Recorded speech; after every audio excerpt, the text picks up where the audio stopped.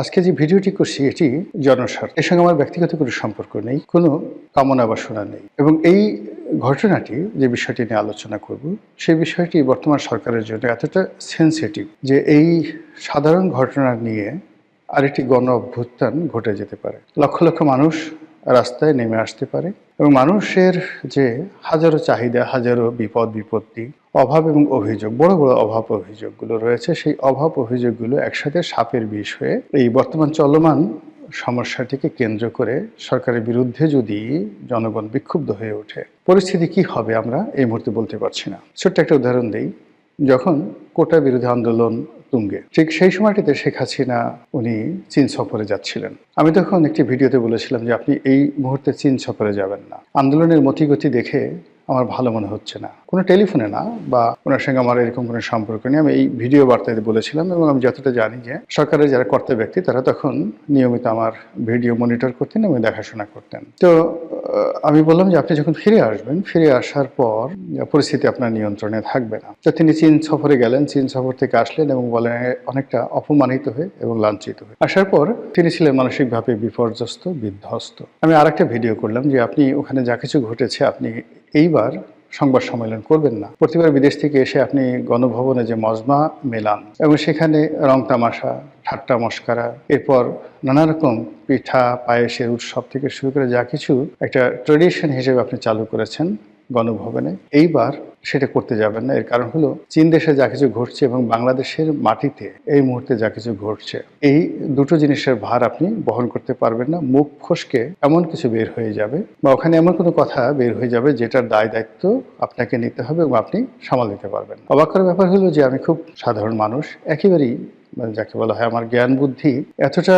কম যে আমার নিজের মাঝে মধ্যেই মনে হয় যে আমি আসলে কেন বলি বা কিছু কিছু লোকজন আমার কথাই বা কেন শুনে। কিন্তু এরপরে অবাক করা একটা ব্যাপার হলো যে আমার অনেক কথা ব্যক্তিগত জীবনে, পারিবারিক জীবনে, রাজনৈতিক জীবনে, জাতীয় জীবনে একেবারে অক্ষরে অক্ষরে ফলে যায়। বেশিরভাগ কথাই অক্ষরে অক্ষরে ফলে যায়। তো আমার নিজের ব্যক্তিগতভাবে যদি আমি কাউকে দোয়া করি, আমার সেই দোয়া খুব কবুল হয়েছে আমার কাছে আমি বলতে পারবো না। কিন্তু আমি যখন কোনো কাউকে অভিশাপ, মনের মধ্যে থেকে একটা দীর্ঘশ্বাস বের হয়ে আসে, বিশ্বাস করেন আমার জীবনের একটা অভিশাপ কখনো বিফলে যায়নি। এই কারণে আমি করি কি, আমার যারা শত্রু তাদের সাথেও কথা বলতে গেলে, চিন্তা করতে গেলে বা তাদের ব্যাপারে কোনো সিদ্ধান্ত নিতে গেলে আমি 10 বার চিন্তা করি যেন আমার কোনো দীর্ঘশ্বাস বা আমার কোনো অভিশাপ যেন আমার প্রতিপক্ষ যারা আছে তার উপর আপত্তিত না হয়। এর কারণ হলো একেবারে ছোটকাল থেকে যে ব্যাপারে কষ্ট পেয়েছি, যে ব্যাপারে আফসোস করেছি, যে ব্যাপারে হাহাকার করেছি, প্রত্যেকটা জিনিস, একটা সিঙ্গেল জিনিস বাদ নাই, প্রতিপক্ষকে তছনছ করে দিয়েছে। যখন আমার বাড়িটা ভাঙা হলো তখন আমার খুব কষ্ট হয়েছিল এবং আমি টেলিভিশনে এসে বললাম যে এমন সময় আসবে 32 নম্বর ভাঙা হবে, সুধা সদন ভাঙা হবে, আওয়ামী লীগের অফিস ভাঙা হবে। দেখেন সেই ঘটনা ঘটে গেছে। আমাকে যখন অন্যায়ভাবে জেলে ঢুকানো হলো 2012 সালে, তখন আমি বের হয়ে লিখেছিলাম যে এমন একটা সময় আসবে যারা আমাকে এই অন্যায়ের মধ্যে ডুবিয়ে দিলেন, যারা আমার রাজনৈতিক জীবন তছনছ করে দিলেন, একটা সময় তাদের তকদির তছনছ হয়ে যাবে। আজ দেখেন কি অবস্থা হলো। সালমান এফ রহমান, আনিসুল হক থেকে শুরু করে অন্য যারা আছে। 2018 সালে আমি বিএনপিতে ইলেকশন করলাম। তৎকালীন প্রধান নির্বাচন কমিশনার জনাব সি নুরুল হুদা এবং তার ভাগিনা জনাব কি যেন নাম ভদ্রলোকের, শাহজাদা। তো উনরা প্রশাসনের সহযোগিতা নিয়ে আমার জীবন একদম ছারখার করে ফেললো। আল্লাহর রহমত দেখেন, আমি তো সসম্মানে মর্যাদা নিয়ে এখন এই সমাজে আছি, কিন্তু ওই সকল লোক তাদের জীবন কিয়ামত হয়ে গেছে। তো এই যে এখন ডক্টর মোহাম্মদ ইউনূস সরকারের সঙ্গে আমার কোনো রকম ব্যক্তিগত ক্ষোভ নাই, দ্বন্দ্ব নাই, সংঘাত নাই, স্বার্থ নাই, কিচ্ছু নেই। বরং এই সরকারে যারা কর্তা ব্যক্তি অলমোস্ট সবার সঙ্গে আমার একটা ভালো সম্পর্ক ছিল। ক্ষমতা যাওয়ার পর তাদের সাথে কথাবার্তা হয়নি, কিন্তু সম্পর্ক ছিল এবং এত ভালো সম্পর্ক ছিল যে সম্পর্ক বিএনপি বা আওয়ামী লীগের অন্য কোনো রাজনৈতিক কর্তৃপক্ষের সঙ্গে ছিল না। কিন্তু সেই সম্পর্কের দোহাই দিয়ে আমি গত 17-18 মাসে অনেক কিছুই পেতে পারতাম, অনেক সুবিধা নিতে পারতাম।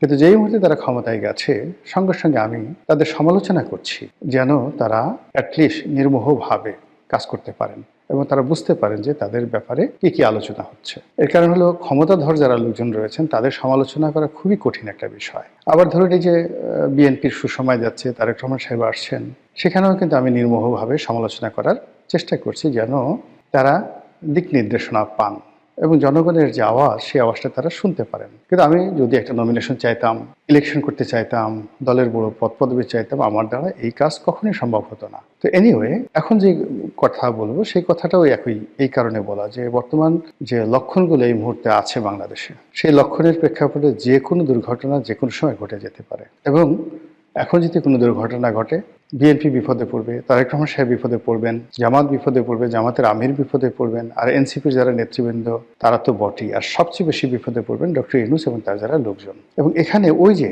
আওয়ামী লীগ জমানার যে বারুদের ঘটনা বলছিলাম, যে ছোট্ট একটা ঘটনা ঘটবে, এটা বারুদের মতো বা স্ফুলিঙ্গের মতো সারা বাংলাদেশে ছড়িয়ে পড়বে। কবে পড়বে আমরা সেটা জানি না, এখনো তদ্রুপ। গত 17 মাসে মানুষের যে পুঞ্জীভূত ক্ষোভ, তারপরে সরকারের যে ব্যর্থতা, চারিদিকে দুর্নীতির যে মহোৎসব, অব্যবস্থাপনা, নিরাপত্তাহীনতা, মানুষের অর্থনৈতিক জীবনের হতাশা, ক্লান্তি, সব কিছু টকবগিয়ে ফুটছে। তো সেই অর্থে কোনো মানুষ যদি সামান্য একটু সুযোগ পায় ঘৃণা জানানোর, ক্ষোভ দেখানোর, রাগ দেখানোর, ক্রোধ দেখানোর, সঙ্গে সঙ্গে তারা ঝাঁপিয়ে পড়বে। অন্যদিকে ভারত, পাকিস্তান, তারপর আমেরিকা, এই দেশগুলো না আমাদের দিকে একেবারে মানে যাকে বলে ওত পেতে আছে। এটি শিকার ধরার জন্য বাঘ যেভাবে বসে থাকে, তারপর ঈগল বা শকুন তারা দূর আকাশে উড়তে উড়তে গিয়ে তার শিকারকে যেভাবে টার্গেট করে, বাংলাদেশকে টার্গেট করে অনেক শকুনেরা দূর আকাশে যেভাবে বিচরণ করছে, আমরা যারা একটু ভাবতে পারি, কল্পনা করতে পারি, এ দৃশ্য কল্পনা করলে আমাদের অন্তরাত্মা মানে রীতিমতো শুকিয়ে যায়। তো এইরকম একটি অবস্থায় বাংলাদেশের একটি সমস্যা, যে সমস্যাটা সরকার ইচ্ছে করলে সমাধান করতে পারে। সেই সমস্যাটা হলো সারা বাংলাদেশে যে এখন সিলিন্ডার গ্যাসের সংকট চলছে। প্রথমত সিলিন্ডার গ্যাসের দাম অস্বাভাবিকভাবে বেড়ে গেছে, অস্বাভাবিক। দ্বিতীয়ত টাকা দিয়েও গ্যাস মিলছে না, এবং গত কয়েক বছরে 5 থেকে 6 বছরে জ্যামিতিক হারে এই সিলিন্ডার গ্যাসের ব্যবহার বেড়েছে। অজপাড়াগাঁয়ে, একেবারে গ্রাম অঞ্চলে, যেখানে মানুষ সারাটা জীবন প্রাকৃতিক জ্বালানি ব্যবহার করে, জ্বালানি কাঠ, গোবর এবং অন্যান্য বিভিন্ন যে প্রাকৃতিক যে উপাদান রয়েছে, জ্বালানির উপাদান, সেগুলোকে মিক্স করে গ্রাম বাংলার মা বোনেরা, ভাই বোনেরা তারা একটা বিশেষ ধরনের জ্বালানি তৈরি করে তারা সেই জ্বালানি চাহিদা মেটাতেন। এবং 70-এর দশকের গ্রাম বাংলার 100% জ্বালানি ছিল এরকম প্রাকৃতিক নির্ভর। কিন্তু এখন এই জ্বালানিটা চলে আসছে সিএনজিতে, এলএনজিতে রূপান্তরিত প্রাকৃতিক গ্যাসে। তো এই যে সিলিন্ডার গ্যাস, এই সিলিন্ডার গ্যাসে এখন মানে চরাঞ্চল, প্রত্যন্ত চরাঞ্চল, সেখানে একটু সঙ্গতিপূর্ণ পরিবার, তারাও কিন্তু সিলিন্ডার গ্যাস ব্যবহার করছে, তারাও কিন্তু এখন সেখানে সোলার পাওয়ার ব্যবহার করছে। তো সেই দিক থেকে এই যে সিলিন্ডার যে গ্যাস, এই গ্যাস এর যে মূল্য বৃদ্ধি, এবং এই গ্যাস এই মুহূর্তে পাওয়া যাচ্ছে না, এটি নিয়ে সারা বাংলাদেশে প্রতিদিন অনাকাঙ্ক্ষিত ঘটনা ঘটছে, মানুষ ক্ষোভে ফুটছে। এবং এই সিলিন্ডার গ্যাস নিয়ে যদি ন্যূনতম একটি বিক্ষোভ হয়, মানে প্রতিটি ঘরের, এই ঢাকা শহরের 1 কোটি লোক রাস্তায় নেমে আসবে, মা বোনেরা।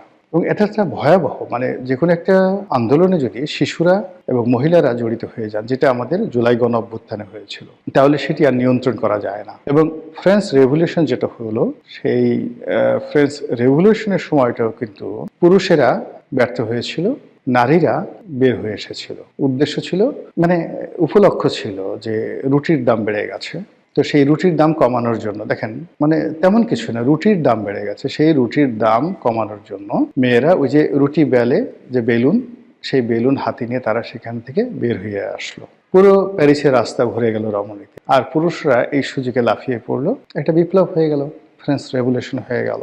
এখন এই বাংলাদেশে যে বিপ্লব হয়েছে 17 মাস আগে, বা যে গণ অভ্যুত্থান হয়েছে, এটা নিয়ম হলো যখন এটি গণ অভ্যুত্থান হয়, সেটার একটা কাউন্টার গণ অভ্যুত্থান হয়। একটা বিপ্লব হয়, তার একটা প্রতি বিপ্লব হয়, এবং সঙ্গে সঙ্গে। এবং যেখানে এই জিনিসগুলো ঘটে না, প্রতি বিপ্লব হয় না, সেখানে প্রথম বিপ্লবটাও সফল হয় না। সব জায়গাতেই বিপ্লব প্রতি বিপ্লব হয়, সেটা কিউবাতে ধরেন, ভেনেজুয়েলাতে ধরেন, চিলিতে ধরেন, এমনকি রাশিয়াতে ধরেন, সব জায়গাতেই একাধিকবার বিপ্লব এবং প্রতি বিপ্লব হয়েছে। 1917 সনে যে রুশ বিপ্লব, এরপরে বলশেবিক, মেনশেবিক থেকে শুরু করে একেবারে লেনিন আসা পর্যন্ত একটার পর একটা ঘটনা কিন্তু ঘটেছে। তো বাংলাদেশে আমরা যে গত 17 মাস যাবৎ যা দেখছি, এটা প্রকৃত চিত্র নয়। পর্দার আড়ালে কত বিপ্লব যে পুলিশের মধ্যে হয়েছে, কত বিপ্লব যে সেনাবাহিনীর মধ্যে হয়েছে, জুডিশিয়ারিতে হয়েছে, আমলাতন্ত্র হয়েছে, সেক্রেটারিয়েট হয়েছে, একমাত্র যারা ভুক্তভোগী তারা বলতে পারবেন কাউন্টার বিপ্লব হয়ে গেছে। অন্যদিকে যারা ক্ষমতায় বসছেন, যমুনাতে কর্তা ব্যক্তি, তারাও টের পান যে ক্ষমতার চেয়ারটা কতটা গরম। তো এই যে টকবগিয়ে সারা বাংলাদেশ ফুটছে, সেই ফুটন্ত বাংলাদেশে একেবারে সাধারণ একটি ঘটনা।